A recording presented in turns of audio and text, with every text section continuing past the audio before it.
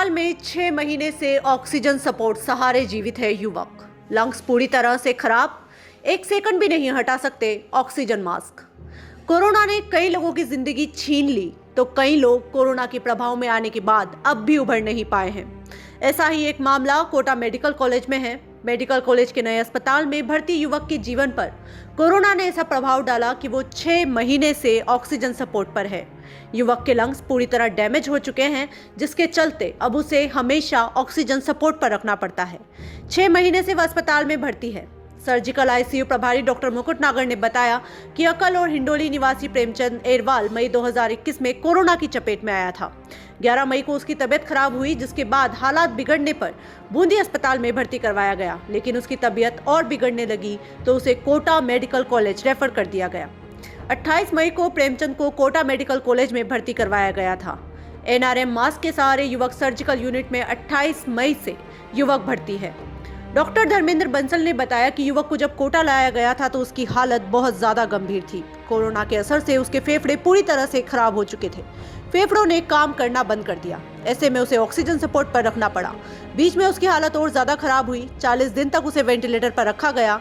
Unit के doctor और staff ने पूरी कोशिश कर युवक की जान बचाई। 40 दिन बाद उसे वेंटिलेटर से हटाकर एनआरएम मास्क पर शिफ्ट किया गया, यानी उसे ऑक्सीजन मास्क लगाया गया। तब से युवक ऑक्सीजन मास्क के सहारे जिंदा है। उसका ऑक्सीजन मास्क एक सेकंड भी नहीं हटाया जा सकता है और उसके फेफड़ों के लिए एकमात्र ट्रांसप्लांट ही उपाय है। डॉक्टर्स के अनुसार युवक के लंग्स ट्रांसप्लांट करना आखिरी उपाय है, लेकिन उसमें खर्चा बहुत है। उसके परिवार की हालत, आर्थिक हालत भी बिल्कुल ठीक नहीं है। प्रेमचंद खुद टोल पर काम करता था। 7 महीने की बेटी से दूर पति के साथ मौजूद प्रेमचंद की पत्नी सुरेखा 6 महीने से अस्पताल में ही मौजूद है। उसके 7 महीने की बेटी है जो सास के पास रहती है। पति जब से बीमार हुआ है तब से वो अस्पताल में ही रह रही है। पति के हालात देखकर बार बार उसकी आंखों में आंसू आ जाते हैं। अब इस परिवार को मदद की दरकार है।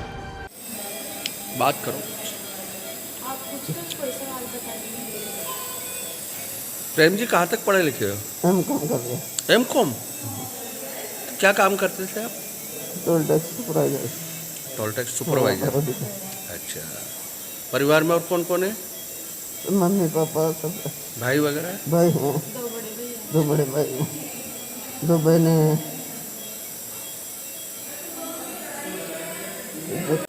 बीमारी तो वही कोविड हो गया था। इनको जो कोविड का इन्फेक्शन है वो ज़्यादा फैल गया।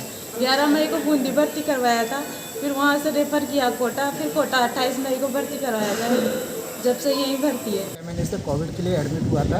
अभी भी पेशेंट ऑक्सीजन पर है और 6 महीने से हम लोग उसकी केयर कर रहे हैं और उसके सारे लंग्स कोविड की वजह से फाइब्रोसिस हो गए हैं। अब विदाउट ऑक्सीजन वो 2 मिनट के लिए भी नहीं रह पाता है। हमने उसके लिए बहुत कोशिश की, लेकिन अब तो उसके लिए लंग ट्रांसप्लांट होना ही एकमात्र उपाय रह गया है। अभी बिना ऑक्सीजन के वो बिल्कुल भी सर्वाइव नहीं कर पाता है। तो 6 महीने से कंटिन्यूसली पेशेंट की हमारी वहाँ देखभाल हो रही है और ये कोविड का मतलब बहुत डेडली कॉम्प्लिकेशन है।